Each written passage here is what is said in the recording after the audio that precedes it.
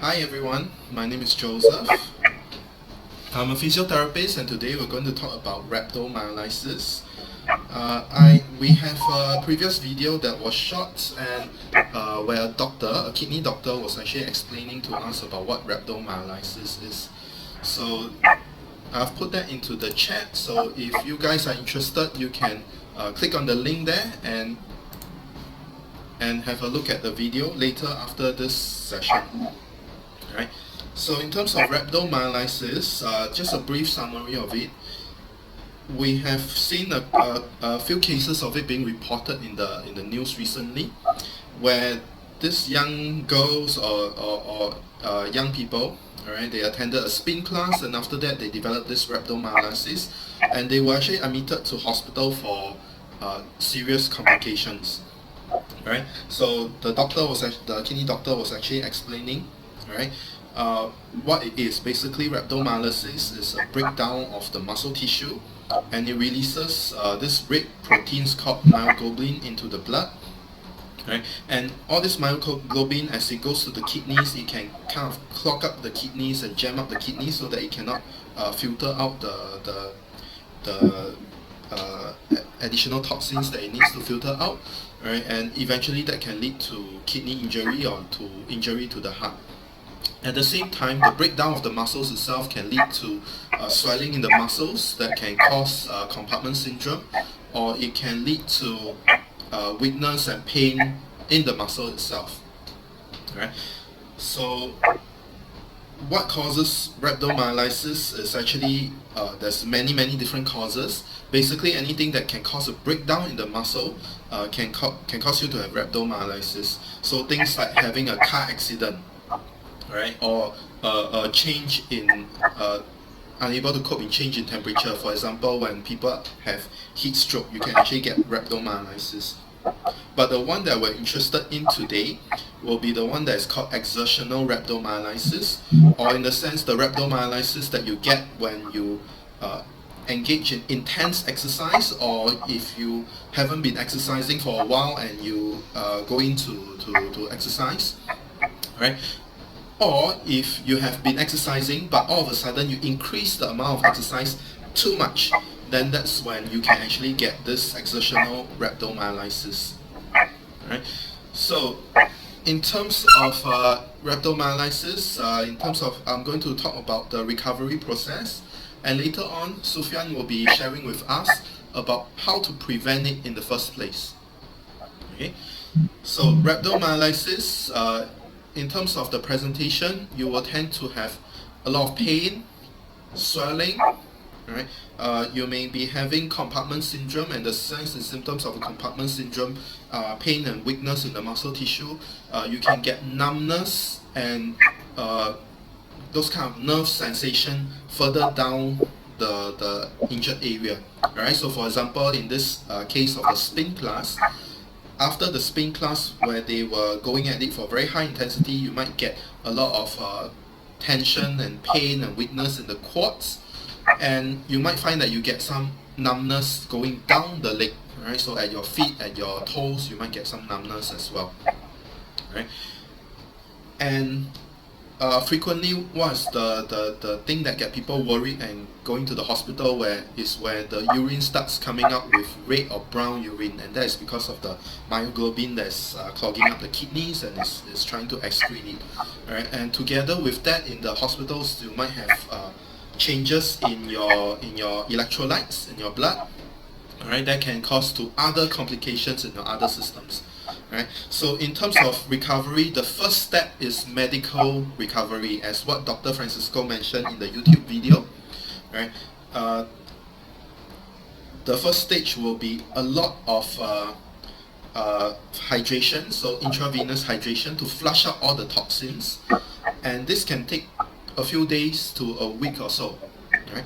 During this period, right, in terms of recovery, the first stage that what I will do will be that to make sure that you as my client will be able to get up and move around and function normally. Okay, and that's it. Alright, no heavy exercise, because after all you get this injury, exertional rhabdomyolysis, from too much exercise. So in the recovery, we don't want you to be doing that much exercise in the first phase of it, right? During this first phase, when you're moving around and things like that, it's very important that the doctor continues to check your electrolyte level, and they continue to check the creatinine kinase level or CK level, right?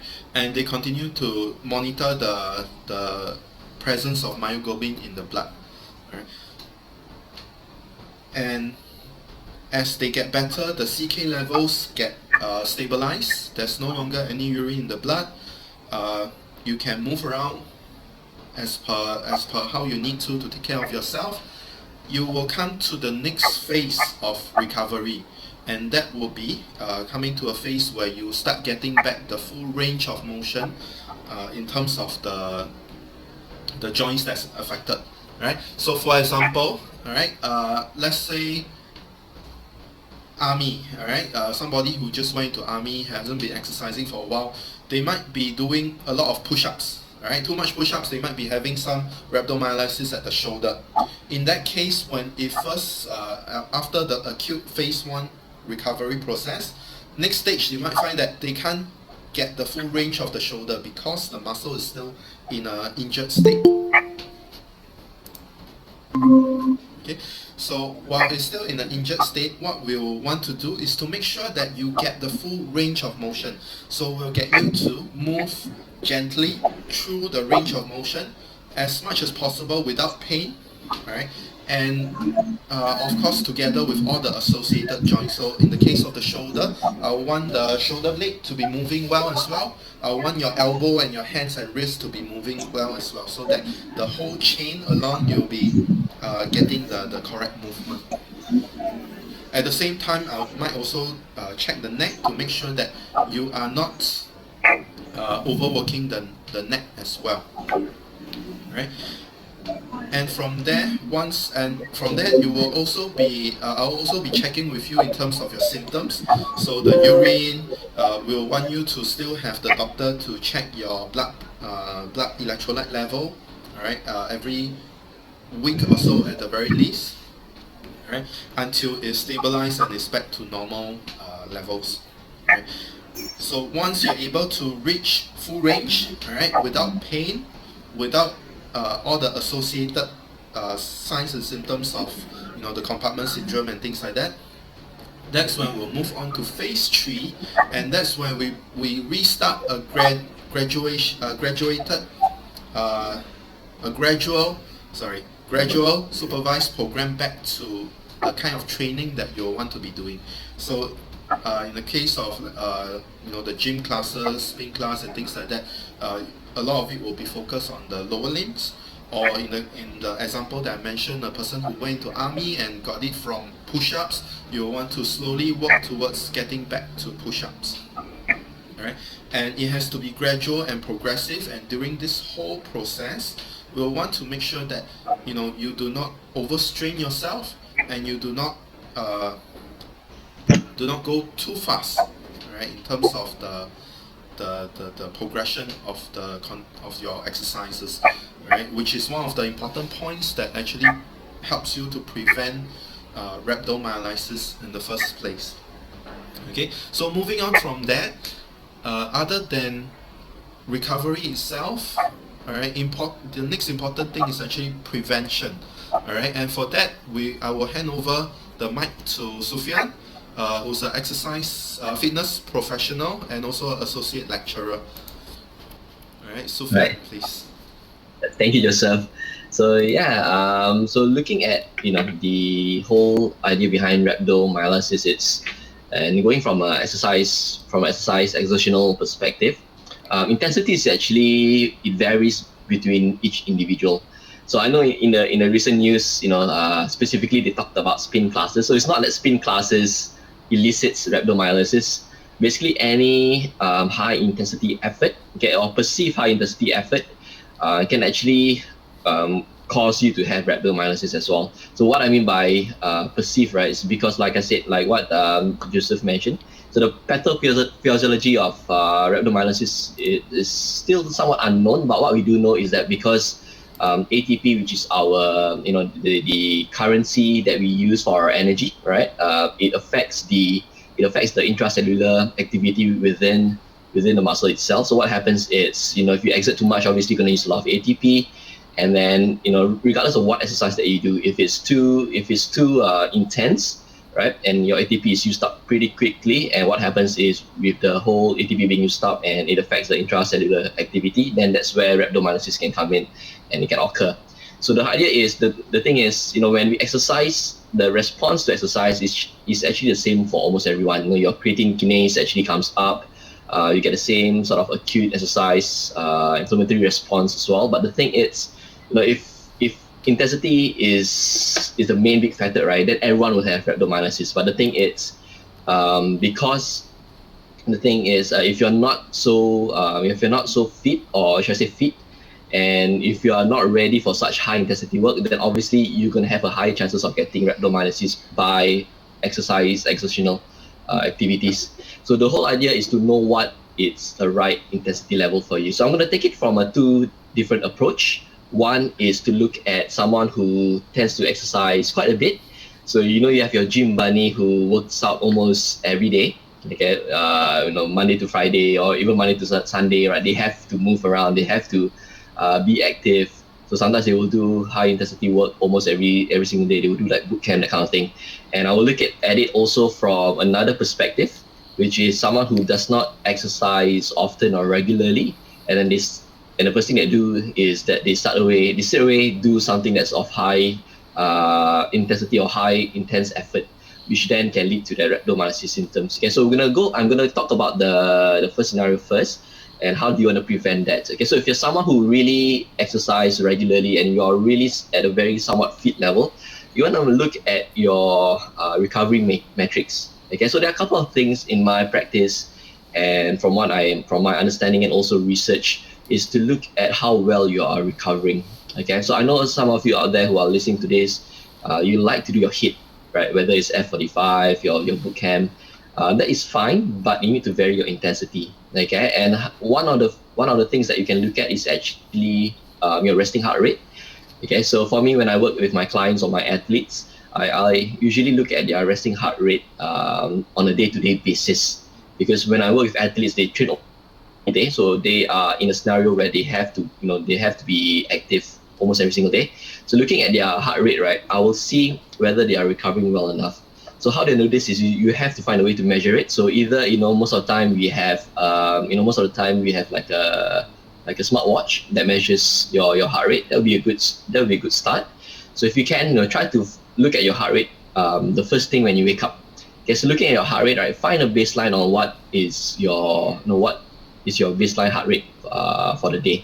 So for example, if my resting heart rate is about 60, okay, and I need to just make sure that whenever especially when it's high intensity effort or high intense effort for the day, next day when I look at it, I want to make sure that my heart rate hovers around the same number. So if it's around 60, 61, 62, is okay.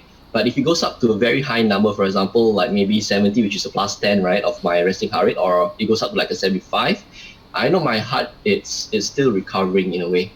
Okay, so heart rate is one of the best ways, or one of the easiest ways, to actually look at whether the body is in a sympathetic state or a parasympathetic state, as we call it. Okay, so if your body is is still recovering, the heart rate is a little bit higher than usual, take a step back for that day. Bring down the intensity a little bit. So you can still exercise. I'm not telling you to stop exercising totally. What you can do is you want to look at how you want to vary the intensity. Okay, so for example, if Monday is a very high intense work day, Tuesday your heart rate is a little bit higher. When you check, you can do something easier, like maybe go for a walk, or just go for a nice slow jog, or you can still hit the gym. You can lift weights, but at a lower volume, for example. Okay, so that's one way to see whether you're not overtraining, right? So if you're overtraining, then like whatever Joseph mentioned earlier on, you can whatever happened to the from a muscular perspective, it can happen to you as well, even if you are active per se. Okay, so yeah, use your resting heart rate. That's a good way to just see that. Another way to look at it is also looking at your heart rate variability. Okay, this is a bit trickier to sort of calculate and manage. So if you have some smart devices. Like for me, I use an Aura ring, that measures my heart rate variability. That can also tell me whether I'm recovering well enough. Okay, so there are many ways to do it, but yeah, use heart rate, resting heart rate as a good start that you can focus on. Okay, so for the second population, those who are your weekend warriors or who are sedentary, but you are looking at wanting to start exercising. Obviously you want to start slow, but I think it's, like I said, intensity is a bit of is subjective, right? Intensity is different for everyone, so we want to know what kind of intensity level is right for you. So obviously, again, going back to heart rate is a very good way to just look at where the intensity effort should be. Okay, so I suggest you calculate what's your max heart rate is. Okay, so one way to calculate your max heart rate is not to use the 220 minus age. So don't use that, because that will that is not entirely accurate. Okay, it tends to overestimate someone who is young and underestimate someone who is a little bit older. So do not use 220 minus age. So what you can use is you can use the Tanaka formula. Okay, I can put in the chat what the formula is. So you can use the Tanaka formula, okay, Tanaka. So finding out what's your max heart rate, and then you want to work a certain percentage back to it. Okay, so for a start, if you're really new to exercise, work to within maybe 70 to 80% of your max heart rate, which is pretty comfortable. Okay, so work on that. If you're going by, if you don't have a way to measure the heart rate, you can look at other means as well. So another way is to look at your RPE, so rate of perceived exertion. So for the rate RPE, it goes from a scale of 1 to 10, 10 being very, very intense. So obviously, you don't want to go to 9 to 10 yet. You want to slowly build it up. So I suggest that people who are really new to exercising go to RPE of maybe just even 4 or 5. Okay, so that is actually quite comfortable. So for me also, to see whether you're doing a 4 or 5 on the RPE scale is to do a talk test. So if you do, if you do an activity and you can talk comfortably, like how I'm talking to you right now, right? If you can talk comfortably to your friend without, catching your breath or gasping for air, then you are at a good, comfortable pace. So that's a good start. And from a sports science perspective, if you're doing that as well, then it builds a good aerobic capacity. So the whole idea is you want to have a good aerobic baseline, because the whole, you don't want to be pushing your heart rate to 90% or even higher than that of your max heart rate when you first start exercising. What you want to have is actually a good aerobic baseline, okay, at an RPE of 4 and 5, 70 to 80% of your max heart rate, where it's really comfortable for you. Okay, so that's where, if you do it enough, you will build up your aerobic capacity that allows you then to go on to the next level of intensity. So I suggest, if you're really new to exercise, go to the intensity and train in the intensity. Maybe you can start off like if you have only time for once a week, then make it once a week. But ideally, if you can, do it 2 or 3 times a week, regardless of what activity that you do.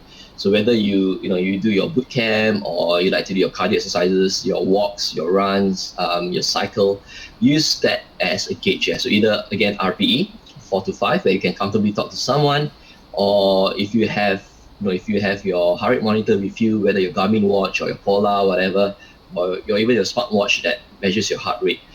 Calculate what's your max heart rate again, find out what 70 to 80% is, and then you just focus on that intensity for a period of time. So when do you want to move to the next level is when you've, again, going back to your resting heart rate. Yeah. So if you feel that you're getting fitter, your resting heart rate will actually drop quite a bit. So I have some athletes whose resting heart rate is below 60. So the thing is, if you are getting better with your aerobic capacity, if you're getting a little bit more fitter in terms of your stamina as well, you realize that your heart rate actually drops, right? So just now my example was, if my resting heart rate is 60, if I do that intensity, for my cardio for a couple of weeks, and I realize now my resting heart rate is at a 55, my body is adapting better to my new cardio regime, to my new intensity effort as well. So that way I know that if my heart rate is dropping, my body now is, my heart rate, my cardiorespiratory system now is getting better to accept maybe a higher intensity work. So you can slowly progress to that, okay? And even then, just to share with you on a bit of research behind HIIT, right?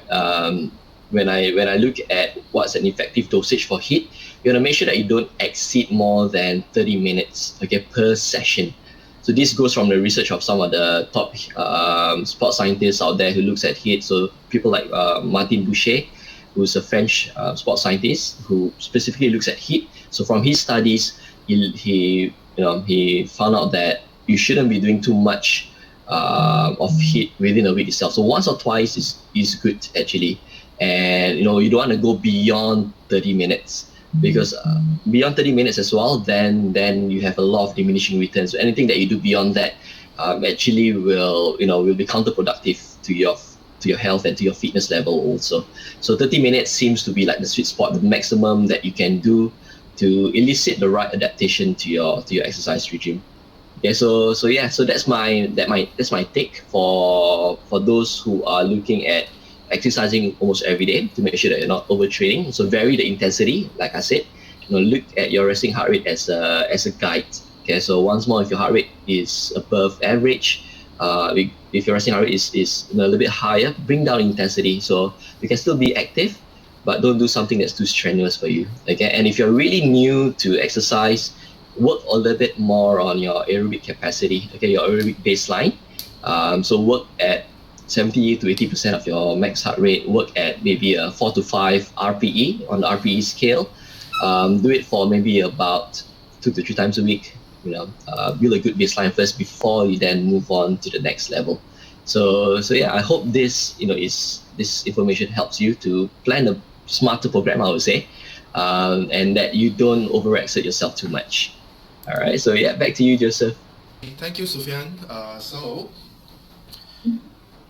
So if you guys have any questions, you can ask in the chat here, or for those who are watching this later, you can ask in the comments down below.